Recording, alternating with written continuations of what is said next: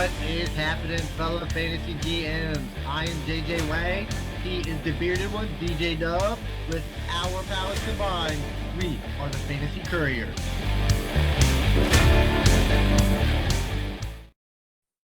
Hey, JJ Wang. We are recording this just prior to the Monday night game, so we're almost through this week.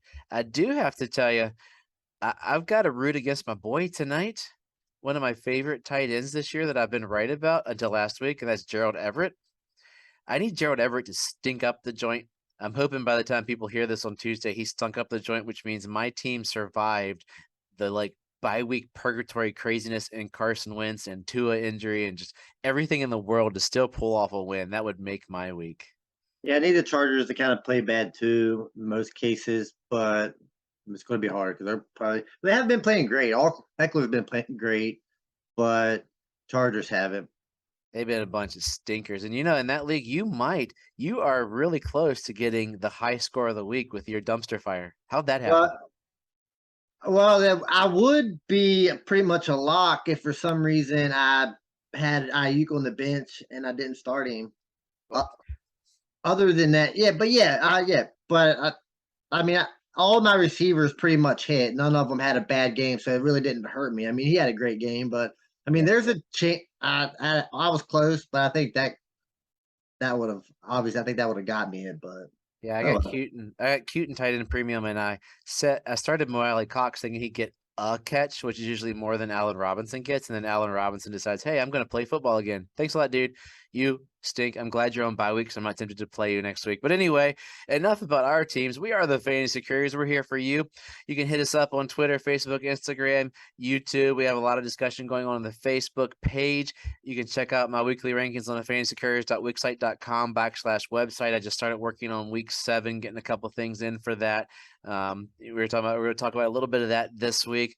Post comments there, post questions. Dude, the start set questions Sunday morning was bonkers. I had a whole laundry list I was working through. I was like, man, I was going to go throw some stuff on the grill, and I had to hold up the grill in for a second, but that was probably one of our biggest threads I was looking at. And some people made the wise decision of not listening to me, and other people made the I don't think anything I was really bad at this week. I did tell one person not to play Ayuk, but let's be honest, I could put him in the surefire waste of a touchdown, couldn't I, this week after what he's been doing? Probably not, because most of your guys on surefire waste of touchdowns aren't typically started, correct? Yeah. Ayuk is still typically started. Yeah, most people, yeah. It's just like, ugh, Brandon Ayuk. It's been like just looking at your a future into the. There's one on there right now that is literally not a surefire waste of a touchdown. But it's funny. That's why it's on there. It's funny. I'm not gonna. It's not. It's not. No, it's not. Surefire waste of a touchdown. It's a humor. It's a humor one. But we'll get there eventually. I did put a post up today. I said, "Who stunk it up and messed up your fantasy week this week?" Funniest post might be mentioned on today's podcast. I got 2 here that I want to highlight. A couple people were like, the Packers stunk it up. One person thought, oh yeah, Seth Pittman, who knew Ryan was gonna do good. The Cowboys, they messed everything up. Mike Evans and Chubb, but 2 of them that cracked me up were I'd like to Kareem hunt him down and ask him why. And I had high hopes for Jeff Wilson this week, but with a 0.5, I'd been better off with Wilson, the volleyball from Castaway. So that was James with the first one, and Jerome from the second one. I got a little giggle out of that. And I like getting a little giggle here every now and then. But you know what? Let's look at some of the bright side. Weekend review. What happened? What do we think? What does it mean? Weekend review. What happened? What do we think? What does it mean? When you push the play button twice, you get the intro. I was about to ask, was that me or did it really play twice? It was. I was looking up. I was like, wait, am I recording? Oh, yeah, I am recording. Then it pushed on the loop. I was like, oopsie. But I like it so much. Let's go for it. So, JJ Wang, guide us through what you need, what you got, what we're talking about on a week that scores were down this week. I did notice that. Did you notice that across all your leagues as well? No, because this was probably the best week of fantasy I've had. I mean, as leagues, not as individuals. I don't know. This year, I'm gonna go lie to you. This year, I really haven't paid much attention to So, I mean, I pay attention to my team and who I'm playing. But as far as like going in and looking at other people's like scores, I really not in doing that as much as I used to. So I know I scored a lot of points. That's all that matters. Yeah, true. That is all that matters for us. But I just noticed in that one league where you had high score, your high score is like about 40 points below what it usually is in the league, and none of us did very good. So it was just an interesting I observation. still might lose that too. You don't have it yet. You need like 10 points today, but it just the week just sort of sometimes weeks just feel like Thursday night football, which needs to go. Yeah, that's how the previous 3 weeks were for me.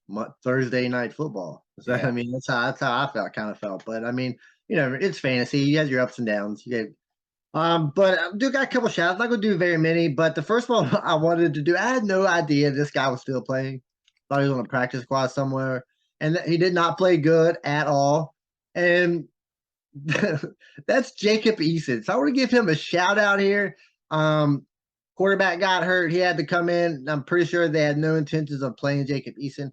Didn't do well. I think he had negative 0.6 points, but I just didn't know he was playing anymore. I was kind of high on him when he came in. Kind You of sure were. Would that be a shout out or a please go out? I've been trying to come up with something that's an opposite of a shout out.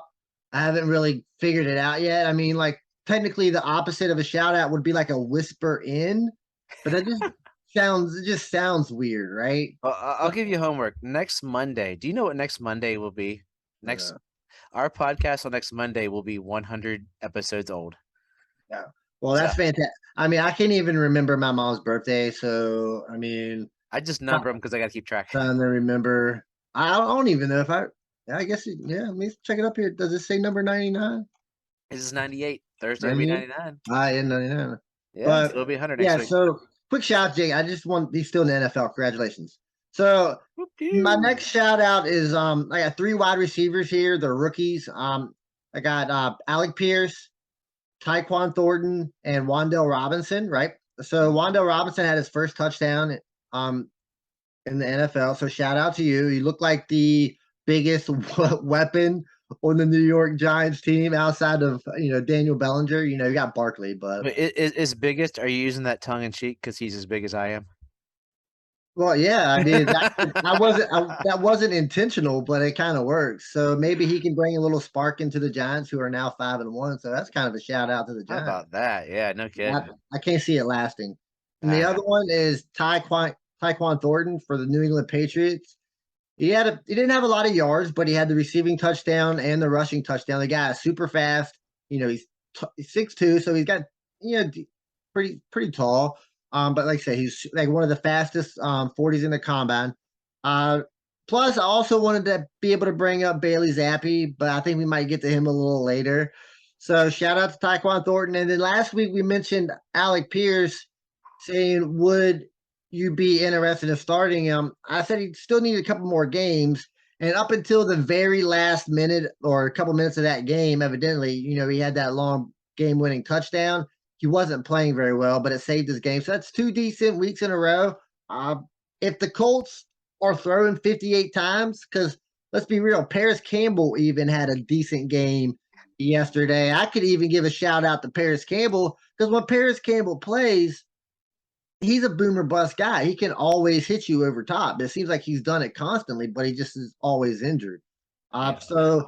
Shout out to Alec Pierce. We'll see where it goes. I'm still not starting him yet, but he's kind of creeping up the radar a little bit. What do you think? I think Pierce is that flex bye week guy right now. I mean, 7 targets. He got 7 targets. He only got 3 receptions, but that could just be bad luck. I didn't see each of his receptions. I mean, the Jaguars are playing decent football. For a 2-4, I think they are better than a 2-4. They're about a 500 team. So it's only 1 game off, but they look better than the Jaguars we've seen in a while. That's not saying much. It's not saying much, but they're not. They're going to end up getting a top 10 draft pick, which is going to be great for them as an organization. But they're going to be one of those teams that's a little bit better. Kind of like, I mean, would you say the Jaguars are better than the Packers right now? No, the Packers look bad. The Packers look really bad. They're still better than the Jaguars. I would argue. I don't think so. It'd be a close game. Let's put it that way. I'll give you a close game because the Packers look terrible too. But yeah, I would start him with these bye weeks coming up.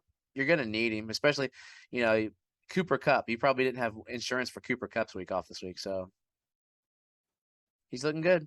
Yeah, all right. So one last one. I give a shout out to Mitchell Trubisky. He comes in. Of course, Kenny Pickett got the concussion. This is going to happen. Like this is going to happen every week. I just traded for Pickett, and now he goes down. So I don't know how long he's going to be out. But Trubisky comes in, plays pretty well. I mean, Trubisky when he comes in off the bench, I mean, he usually plays pretty decent. So he might be that quarterback that's able to do that, for his whole career. Fitzpatrick. So yeah, something like Fitzpatrick. Then they beat Tampa Bay. Might get into them a little bit later. Oof. They didn't look good either. But yeah, shout out to Mitchell Trubisky, man. Good job. Yeah. Hey, I heard Pickett was down. I was like, uh-oh, this can't be good. And I mean, Mitch Trubisky, he had a whopping 144 yards, but he did it on less passes than Kenny Pickett, who 9 for 144, and Pickett had 11 completions for 67 yards. So Pickett was averaging 3.7 yards a pass. That makes you wonder. I mean, They're calling him the answer up there, though. So I mean, you're not gonna. Most of the time, you don't let him open it up all the time. I mean, he'll get his. I mean, he had 350 yards last week, so or something like that. I mean, so he can sling it. All right. So I want to switch over here to these running backs. I had a question from my boy Fondue over in Lords of the Ring that I'm in. We've been discussing Bryce Hall all year. You've been a little lower on him. I've been kind of even on him. But I don't think we can be really lower on him anymore. His question was, and I'm all aboard. I mean, I've traded for the guy. I got the guy. I think he's a surefire hit. But Bryce Hall is like right now he's the top number 6 running back or something crazy. He asked, is Bryce Hall like a top 10 running back? My answer is yes. But is he a top 5 running back? I'll take a step farther. Top 5, you're gonna look like fantasy wise, not real life wise. You're gonna look at Saquon, Chubb, McCaffrey. That's Eckler. And in the list right now, you're looking at Kamara. I mean, I haven't put everything in order yet, and I think he'll probably rise next week. In my super pre, I got to see it's Denver, so it's gonna be a little tougher game. So I have him at 10. So I don't think he's 5 yet, but that's because Ramondre doesn't have anybody with him, and Ramondre went bonkers. So I don't think yet. Could he be eventually? Totally. I mean, but I think if you take out that first game where he doesn't hardly get any carries, like the last 3 weeks, he is a top 5 running back. I mean, he's getting all the carries, but like you said, those first 2 weeks are factored into this, and he wasn't getting any carries. If he was getting this full workload from the beginning of the season, I mean, I think he'd be right there in top 5 conversation. Could be, and it'll be in the next 3 weeks will ruin that entire conversation. Let's go with the next 4 weeks, counting the bye week. Broncos, Patriots, Bills, Patriots. Yeah, it's gonna be rough. Let's talk in 4 weeks. You've heard me razz on Breece Hall. I wasn't a Breece Hall guy, but we can say that about all these guys. Let's see what happens in 4 weeks. But right now, but those 4 weeks, ouch. But Breece Hall is literally the number 1 running back the last 2 or 3 weeks. I mean, he's been that good. So next 2 guys, 2 more guys that we was talking about earlier in the offseason. You got Travis Etienne and James Robinson. I was on the Robinson is going to be a little better than Etienne, but maybe I was wrong. Is Etienne finally taking over for James Robinson here, or is it he's just getting better? I don't want to say better plays. I don't know. He's if you look at what Robinson, they're now 50-50. Etienne had 10 carries for 86. Robinson had 12 for 54. Etienne got the hole for the 48-yarder. So if you take the 48-yarder out of him, I mean, that's the big if. He did do it, but they're still getting the same amount of carries. So he has not overtaken yet. And I've liked Etienne. I was fading a little bit. Now he's starting to build it back, but I don't see the Jaguars. I mean, any NFL team would be stupid anyway to not have 2 backs going like that, especially because Etienne's not a workhorse. He doesn't need 30 carries to be successful, as is obvious with a 48-yard run. I like. Is he better? Who would I rather start? Would probably be ETN. Yes, if that was your question, right? Yes, yeah. But I Pretty much. mean, I don't. I could see James Robinson having a good week. I could see because ETN has that. It's like who would you rather start, Zeke or Pollard? Generally, it's a similar kind of idea. Like Pollard's going to get that home run, but is he going to get it every week? Like last week he got the home run, this week he did not. That's what you're sort of looking at, and Zeke's going to get that like through what Robinson had 4.5, so Zeke won't get that. But he's going to get the pound. He's going to get the hit through the whole stuff. All right. So speaking of teams that are stupid not to run with 2 running backs, how about teams that are stupid not to run with any running backs? We'll call the Kansas City Chiefs, who literally I don't think ran the ball at all yesterday when I was watching it. So Clyde Edwards-Helaire, can you even start this guy? In fantasy? Yeah, Yeah, yeah. no. In fantasy, Clyde Edwards-Helaire, like this, he had a bunch of weeks where he was that touchdown guy. Yeah. I mean, he had 9 carries. Like they're not getting over 9. Pacheco, if you sold him for a first round pick in Dynasty, congratulations. And once again, it's a let's see next week. Like you knew they weren't going to run this week. I would have lost my bet on the over for this game anyway. I mean, and it was just a gun and shoot game. And but yeah, like I said, you're right. I mean, let's wait till next week. But without any of those touchdowns, has Hilaire showed you oh no, anything? Being a legitimate starting fantasy running back at all? no, not at all. With the exception of the Tampa game, he was poo. Like you're looking. Well, he had the really long run against the Chargers. And Tampa, he had 19 for 92. That's what a real running back does. But against the mighty Raiders, 9 for 15. It looks like he's going to average about 9 touches a game, and you got to hope for a touchdown.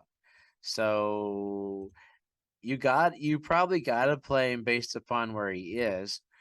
Where would he fall as far as rankings? I mean, does that still keep him within a low end 2 because of the touchdown? Because maybe. Yeah, I don't think they got any faith in Hilaire. I mean, I think relying on him as an RB2 is a very risky situation. All right, so I want to go over to another very risky or terrible situation. That's Los Angeles Rams. So Cam Akers is reportedly getting traded at some point. This is crazy. This is out of the blue, I feel like. Yeah, so they got Darrell Henderson. They got some rookie guys, and I think Ronnie Rivers was a rookie that they brought in. He's undrafted. They still got Malcolm Brown, I think, is still playing. They brought him back, yeah. So I mean, do you want to start Henderson? Do I want to? No. Did I have to? Yes, because I had Akers on a team and doing the smart thing, I drafted Henderson, knowing that Akers would start slow. This is the weirdest. Like we have 2 weird situations. Are you hitting on the Robbie Anderson thing? I might get to it. Yeah, we'll talk about wide receivers here in a second. But it's the same thing. Like 2 guys, like all of a sudden are out of favor. Like they both have stunk it up. But Akers, he must have done something that we don't know about, and it'll surface eventually. But he's not been great. But Henderson's been pretty terrible too. But they're not saying, hey, Henderson's not coming to the team. Something fishy's going on. I mean, Malcolm Brown, you don't want to touch his info poll. He had 2.1 per carry. I mean, for crying out loud. And then, I mean, the hope of the Rams is in Kylan Williams. Kylan's his name, correct? Williams, who's coming off of the IR probably sometime soon. So that's the guy they say to snag up. I tried to send out a couple of draft trades, but no one was falling for that. Yeah. So last one, real quick, is how high you got Kenny Walker? Kenny Walker. How high do I have Kenny Walker? Let me see. Wow, I got him higher than I thought. In my prelim not finalized rankings, I got him setting right around 14. So he looked good. I mean, 21 for 97. That's your regular running back in a touchdown. Again, he popped off another one of those big runs. So 34-yard. He had a 34-yarder there, and he had 3 targets, which isn't bad for a running back. I thought it's interesting for the Seahawks to win. I thought they were very underwhelming. Again, like this was the weirdest game of the week anyway. But I mean, he's at 14, and that's just with me just starting to plug and chug guys. But that's also it put him at 13 because I tend to really have Jonathan Taylor sitting there. So we'll see if he plays this week. Yeah. So all right, let's switch over to wide receivers. So are we going to start Rondale Moore or DJ Moore? Next week, Oh yeah, possibly. I'm just talking. I'm just talking in general.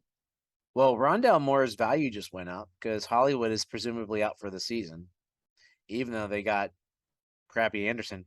Uh, Rondale Moore, DJ Moore. I'm not. You know me. I'm not a DJ Moore fan, and I was telling people to keep an eye on him this week, and he was a big heaping pile. Rondale Moore. I'm gonna say Rondale Moore, and that might make DJ Moore good. That's probably not going to happen because now their quarterback situation is even worse than it was before. I mean, we're starting Jacob Eason here, so I can't imagine anybody being any good. So yeah, so I mean, I'm definitely. I was just wondering because I might start 3 Rondale for Moore. 7. Holy smokes! Yeah. I didn't realize it was that bad. It's bad. It's pretty bad. It's pretty bad down there. All right, so I want to switch over to the number one wide receiver. Is it possible that the number one wide receiver is actually Stephon Diggs? Well, if you really want to get into the guy who had Stephon Diggs as his number one wide receiver preseason, All right. then of course he's the number Congratulations. one wide receiver. I mean, all right. I wasn't bad. That would never even come up. I was just. Yeah, he's on the number one offense. That's why I put him there preseason. So number one offense, number one receiver. And I figured Cup would have positive regression. I mean, Cup's still spectacular. I just think that the Bills are going to put up some numbers this year, and I mean, 10 for 140. I mean, he's fighting with Tyreek. I mean, Tyreek. I don't even without pulling up receiving. Tyreek Hill and him are they 1 and 2? Oh, I don't know. I'll look it up real quick. But yeah, right now I would say I have no problem stating that at all. All right. So speaking of Tyreek Hill, I wanted to bring it up. So we know Tyreek Hill is really good. I mean, he's definitely playing better than what I think me or you thought he was going to be. Yeah. He's one of the top guys, and He's then number one actually in yardage. Well, yeah, No I mean, yeah, touchdowns. yards, but he's not getting any No touchdowns. Yeah. So could it be that if you put Patrick Mahomes and Tyreek Hill, so you look at them separately? Yes, Patrick Mahomes is great. Yes, Tyreek Hill is great, but maybe neither one of them can be the guy without each other. Because watching Patrick Mahomes yesterday, he was scrambling around. I'm thinking, oh no, here we go, Tyreek Hill deep. But you know what? Tyreek Hill isn't there anymore, so he's not getting that deep pass like he was able to. And then Tyreek Hill in Miami just isn't getting those scoring opportunities that he was getting in Kansas City. So yes, they're both great individually, but they won't be the best without each other. Does that make sense? Yes, but I'm going to disagree. That I think that what I'm learning is they're both. I agree with your spectacular points. Tyreek's just not getting the touchdowns because of where he is, and if we're banking, that's what I'm saying. If we're banking on touchdowns, yeah, but Tyreek had 177 freaking yards. I don't know what's not great about 177 yards in a game with Teddy flipping Bridgewater as a quarterback. So you're completely missing what I said. I said Tyreek Hill was great. Yeah. But I'm saying he can't be the guy without Patrick Mahomes throwing him touchdowns because Tyreek Hill is not getting those He's not getting 17 touchdowns in Miami, right? So you're saying touchdowns make him the guy. So if he didn't have the touchdowns, he's not the guy, is what you're saying. I thought in fantasy. In fantasy, yes, that's what I'm saying. Because without touchdowns, you're not going to be a number one fantasy player, right?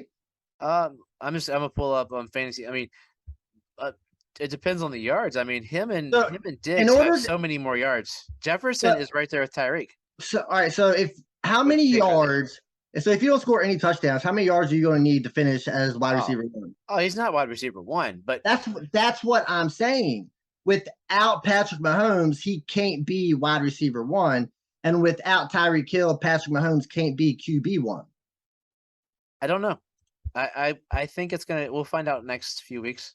Because Tyreek Hill has gotten to 701 yards, getting passes from Teddy Bridgewater, Skylar Thompson, and because Tua's been out. When he was with Tua, he got the yardage and the touchdowns there within those weeks. So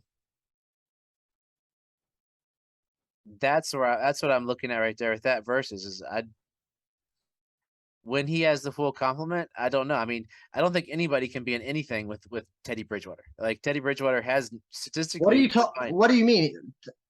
Tyreek Hill is literally 177 yards with Teddy Bridgewater. But So you said he obviously, needs touchdowns. Like I'm disagreeing with you. I think Tyreek Hill's spectacular, and I think sometimes you think about was Julio Jones the greatest Did- receiver of the last 10 years? did I Last not 10 years. say? Did I not say Tyreek Hill was great? I said he Yeah, was. yeah, yeah. I'm not saying that, but to Julio Jones, how many years was he that high up? As the wide receiver one. I'm Yeah. not really, maybe once or twice as the wide receiver one, but he was always wide receiver 4, 5, and 6. Why? Because he didn't score touchdowns, right? Yeah. So that's what I'm saying with Tyreek Hill. If Julio Jones was scoring touchdowns, he would be wide receiver 1, but he didn't get those touchdowns. All right, that went way longer than I anticipated that for. But all right, so we're going to switch over to quarterbacks real quick. Are we ever going to get to see Desmond Ridder for the Falcons? Because Mariota looks like crap. Mariota looks like crap, but he had close to a perfect game. Like he Mariota looked like crap. He had 13 to 14, $129. They just ran the ball, so the game was scripted that way. It depends. They're 500 right now. They gotta be. I mean, I think they should. I mean, if I was a pro team, I'd play Ridder. I might have played Ridder before Mariota, unless they think Ridder they drafted so late is Josh Rosen. He's my Mendoza line for bad quarterbacks, rookies, by the way. Like if Ridder was that good, wouldn't he be playing over the guy that we think stinks? I mean, that's what I'm. So I thought by midseason, but I also thought right now they'd be like 0-6. So that's the problem. All right, next quarterback, Kyler Murray. So with Marquise Brown going down, they do got your boy Robbie Anderson coming in, right? So help out there, which is again crazy situation for everyone that doesn't know. He was kicked out of the game mid game, and I guess he was traded right after that, and he ends up with not Kansas City, but Arizona. And another game where Kyler Murray doesn't look good at all. Is he a top 7 quarterback for you at this point? Yeah, he ran 10 times for 100 yards. On top of that's why like Kyler Murray he's I guess now would he be a poor man's Jalen Hurts? Like he's running quarterback wins fantasy, and he's gonna be there for a while. So I mean, I traded for him. Like I've never been a giant Kyler guy. From the get-go, I thought he'd be decent, but I thought he's that guy that you're gonna be like, wow, Kyler.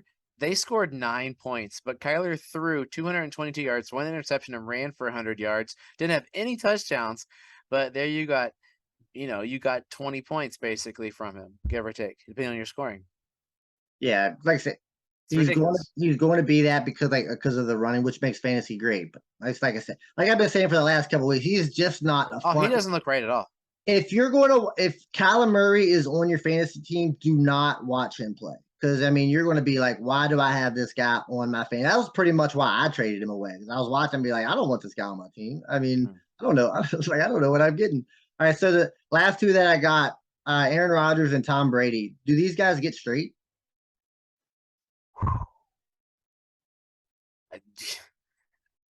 I think Tom Brady gets straight.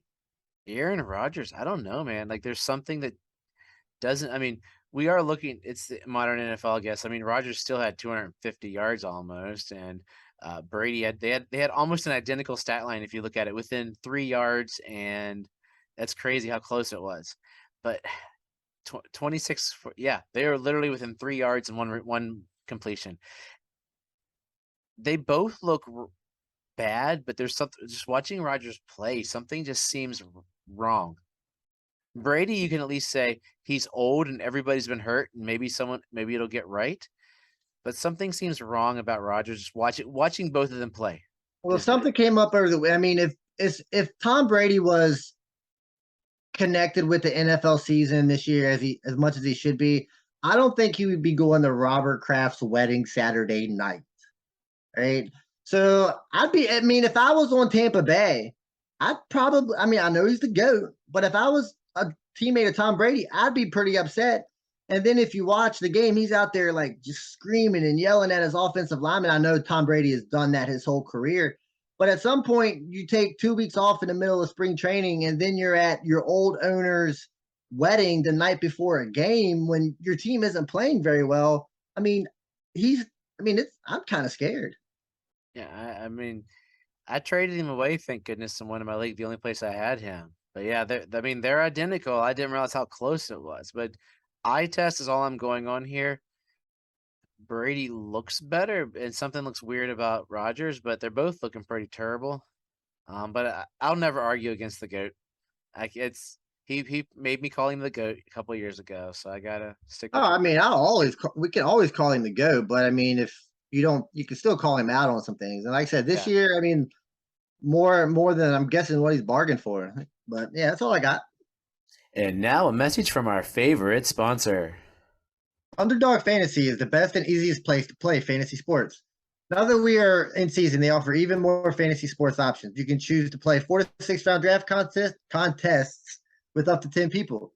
You can even create your own private draft room. And that's not all. Underdog also offers pick'em fantasy contests where you decide if players will go higher or lower than a listed stat line, from touchdowns to yards to interceptions and many more. It's a fun way to show your fantasy prowess. Sign up now with the code Couriers, and they'll double your first deposit up to $100 in bonus cash.